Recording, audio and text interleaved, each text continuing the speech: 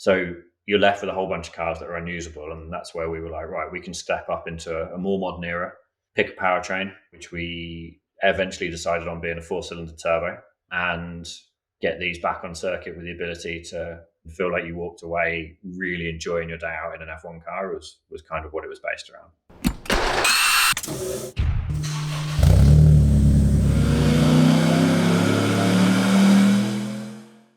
Welcome to the HPA Tuned In podcast. I'm Andre, your host, and in this episode we're joined by James from TDF Limited in the UK. Now, I imagine that everyone with a passion for cars, and more specifically motorsport, has had the dream, just like me, of owning and driving your very own Formula One car. Now, of course, that's easier said than done, and it's not just the budget that comes into play here, particularly with modern Formula One cars. It's essentially possible to maybe buy a rolling chassis, the tub, the aerodynamic components, but getting hold of the engine and transmission, just about an impossibility. And even if you could, actually the complexity of running one of these modern Formula One cars is very, very complex in and of itself. James has got some solutions here with 3 companies that run under TDF Limited. First of all, there is TDF Works, which will buy, source, and then fully restore and run historic Formula One cars. On top of this, they have a TDF Precision, which is a design and manufacturing arm using the latest in technology such as 3D scanning, 3D modeling, CNC machining, and 3D printing. And then, really interesting sort of slant towards Formula One car ownership is their TDF One program.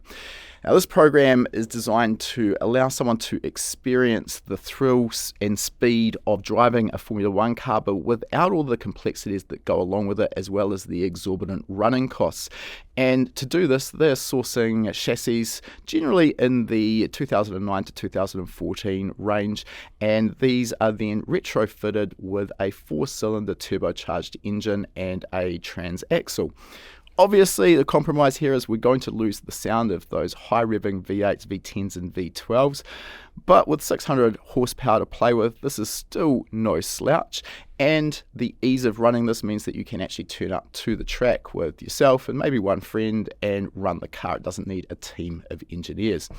In this episode, we find out how TDF Limited operates and the ins and outs of restoring and running a historic Formula One car. Before we jump into our chat, for those who are new to the Tuned In podcast, High Performance Academy is an online training school. We specialise in teaching people how to build performance engines, how to tune EFI, how to construct wiring harnesses. We also cover topics on fabrication, 3D modelling and CAD, race driver education, and data logging, just to name a few. You can find all of our courses at hpacademy.com/courses. All of these courses are delivered in high-definition video modules that you can watch from anywhere in the world, provided you've got an internet connection. This means you can learn from the comfort of your own place, and you can learn at your own pace. All of our courses also come with a 60-day, no questions asked, money-back guarantee. So if you purchase them for any reason at all, decide it wasn't quite what you expected, no problem, let us know. We'll give you a full refund. And for podcast listeners, you can also use the coupon code podcast75. That will get you $75 off the purchase of your very first HPA course. We'll put the coupon code in the show notes to make it nice and easy for you to find. Lastly, if you like free stuff, then I've got a great deal for you. We are constantly partnering with some of the biggest names in the aftermarket performance industry to give away some great prizes. You can always find our latest prize at hpacademy.com/giveaway. It might be an aftermarket ECU or dash. It could be some engine components or engine building tools, or just about anything in between. They are great prizes, and we will ship them free of charge to your door if you're the winner. There's no tricks here, no purchase required to get your name into the draw. All right, enough with our introduction. Let's get into our interview now. All right, welcome to the podcast, James. Thanks for joining us. And as always, I want to start by finding out a little bit about your background. So tell us how you first formed an interest in cars. Yeah, so I mean, my background really started when I was a kid. I've always been sort of fascinated with playing with cars when I was younger, and it was always kind of my thing. I think like most kind of boys do, you kind of get sort of shoehorned in that direction, but it kind of really took off with me. And then I got to a point where I started pestering my parents to go karting, and it was kind of the sort of step into motorsport. My dad raced Formula Ford a little bit when I was really young. Not that I remember it, but it must have gone in somewhere. It's in the blood. Yeah, exactly. And so, yeah, once I got to about 11, I was quite late, really. I got the opportunity to do a little bit of karting. And then we progressed quite quickly into some British karting stuff and won a junior championship. And then you kind of get to that point where you're 11, 12 years old and you think you're going to be a Formula One driver. And it all seems really easy at that point. But yeah, the sort of realities strike a little bit after that. And the financial impact of chasing a Formula One career? Yeah, I mean, I don't know what we were thinking. I barely had the opportunity to chase the karting career, really. But as a kid, you know, that's where you're going to go. And yeah, so, you know, we did a good job, but sort of realities hit. I picked up some tools and started working for some friends of mine in karting. I knew then I just kind of wanted to be around it. And then, yeah, kind of one thing led to another, really. I was just passionate about it. And a friend of mine started racing cars, so I went and helped them on the weekends. And then, yeah, I got an opportunity with a team called Promotechnic to go and work with them. And I was doing Formula BMW and Formula 3 at the time in 2005-ish. So is this in an engineering role, essentially? Yeah, just as a sort of apprentice number 2 mechanic type, you know, washing wheels, washing the truck and getting hands on. And I lived in the workshop for a little while, which was great because when everybody went home, it meant I got to go and tinker. So I sort of came along probably a little bit faster because I could go and play with the cars for sort of as much as I wanted and learn. And then, yeah, 6 years after, went through British Formula 3, worked for High Tech and won the championship there with Marco Asma, which was amazing. And then that kind of forwarded on to going to Mercedes with F1. Okay, there's a bit to unpack in there. First of all, if we look at Formula 3, you know, what I'm guessing at this point, you're probably a little bit more senior and not washing wheels. So what's a race weekend look like for you in that role? Yeah, especially once I moved to High Tech, I was a number 2 mechanic. And yeah, the weekends looked very much, again, being very responsible for the car. We were all quite a high level, so it allowed us all to get the job list in, whether that be setup changes or diff, gearbox stuff. We used to strip the cars every weekend after the weekend back to chassis and start again in quite an F1 kind of way. So yeah, a weekend would look like turning up, set up, and then all on car stuff and just following the number 1 lead, really. But as I say, we were in a fortunate position where we had a really great group of guys and the job list could come out and it didn't really matter what. We just smashed through. I used to love doing gearbox stuff. Didn't necessarily enjoy doing the rush diff changes, but they were always good. Hey guys, things are changing a little on the HPA YouTube channel. We'll no longer be posting the podcast here. The good news is we'll be starting a brand new dedicated podcast channel for all you fans of the pod that listen in on YouTube. So what are you still doing here? Get over to the new channel and subscribe. We will put a link in the description below. When you say diff changes, are you talking about changes to the setup of the likes of the limited slip differential, or are you talking like final drive changes to suit the track? Yeah, final drive was fixed, but we had the opportunity to work within a bunch of diff ramps. So depending on what the engineers wanted, feedback from the drivers, we could change. We always used to play a little bit with wet diffs. So we'd have a secondary diff in the truck ready to throw in if it was wet that had a different set of ramps in, which is a bit unorthodox because you're supposed to do crown wheels and pinions together. But for a 20-minute race, you could kind of get away with it. For those who sort of maybe don't understand so much the inner workings of a limited slip differential, could you maybe give us a high-level view of what these ramps do and how this will affect the way the car handles on track? Yeah, I mean, essentially the ramps control on and off power, so whether you're on the throttle or off the throttle. And depending on how steep those ramps are inside the gearbox depends on how the drive allows one wheel to turn faster than the other. So having them as locked as possible is great, but obviously there's a limitation within the circuit, whether you've got, you know, tighter corners, you want to open the diff up a little bit versus the more high speed stuff, you want it locked. So yeah, we used to play around with that depending on driver feedback and weather conditions and engineers looking for all those marginal gains. I had a guess, and I could be completely off the mark here, for what you were saying about a wet diff setup. Would that be a slightly looser setup than what you'd run in a dry race? Yeah, we'd be a little more open just to settle the car down a little bit and give it a little bit more compliance in the same way that you would with, you know, turning the dampers down a little bit with bumps and rebounds, maybe changing springs, changing ride heights, being less aggressive with the cambers, all that kind of stuff that you do to make the car a little bit more user-friendly in the wet and to get more tyre on the ground especially. So yeah, we used to play around with quite a lot of that stuff. Okay. Right, Mercedes F1, tell us about that.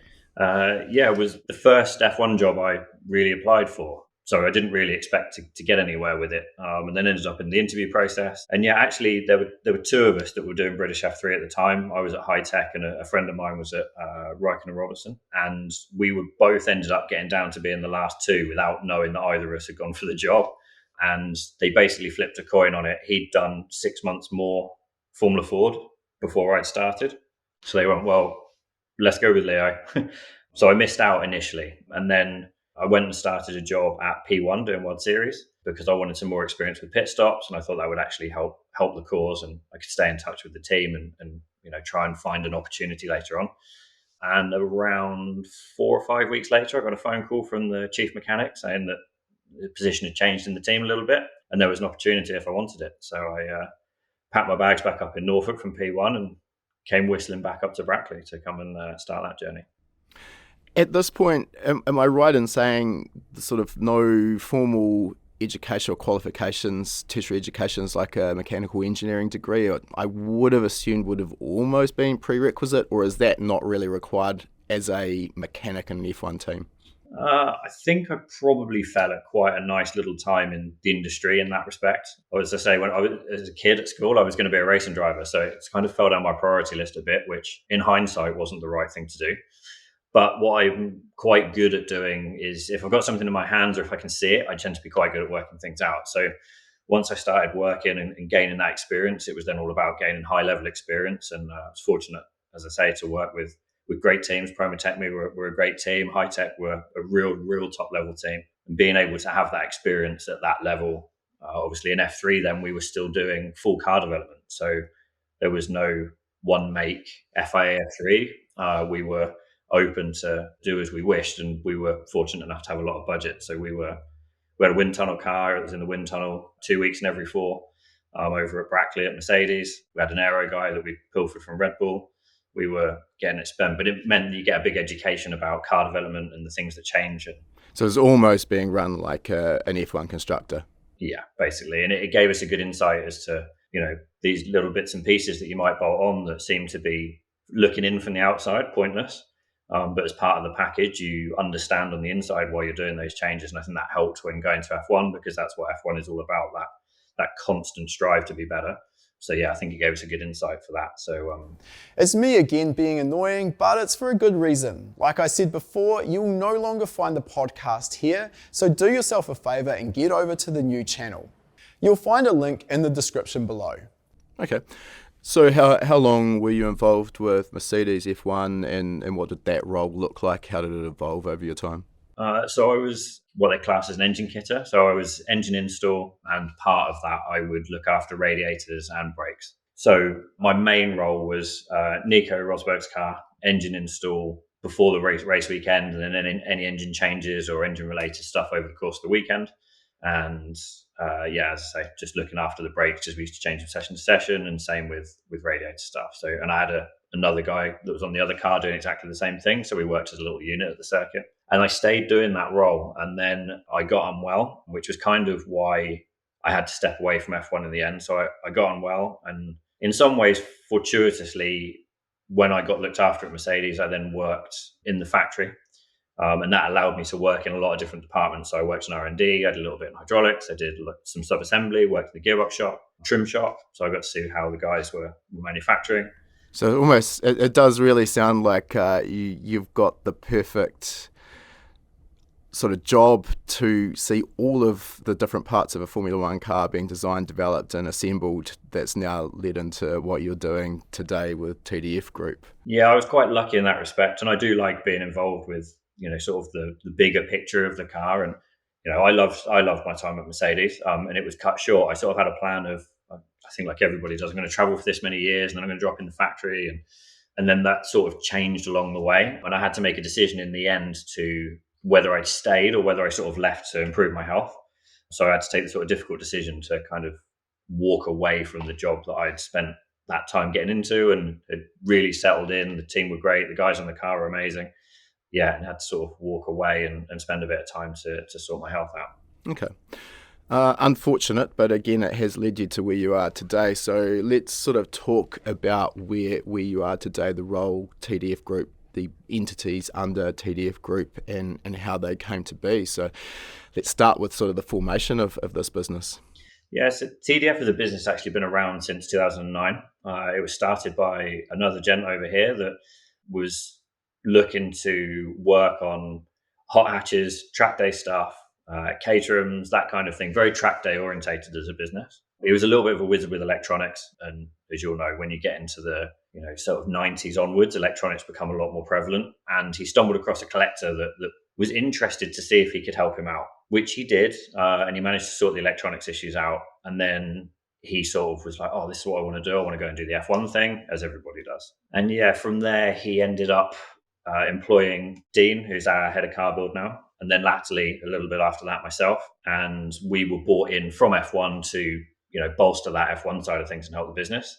And then essentially, as the business started to grow, we started building what turned out to be the bones of the TDF1 program, very early doors, between Dean and myself. And then he left the business late 2019, early 2020, and I was asked to step up into the role I'm in now and lead the business forward into kind of a bit of a new era, if you like. So we cleared the workshop out and had a big reset because the business wasn't in a position that I wanted it to be in, and I don't think any of the team really were happy with. And so we reset and started again. Okay, this is your final warning. If you're a fan of the podcast, you need to head over and subscribe to our new channel. Do it now. You'll find a link in the description below.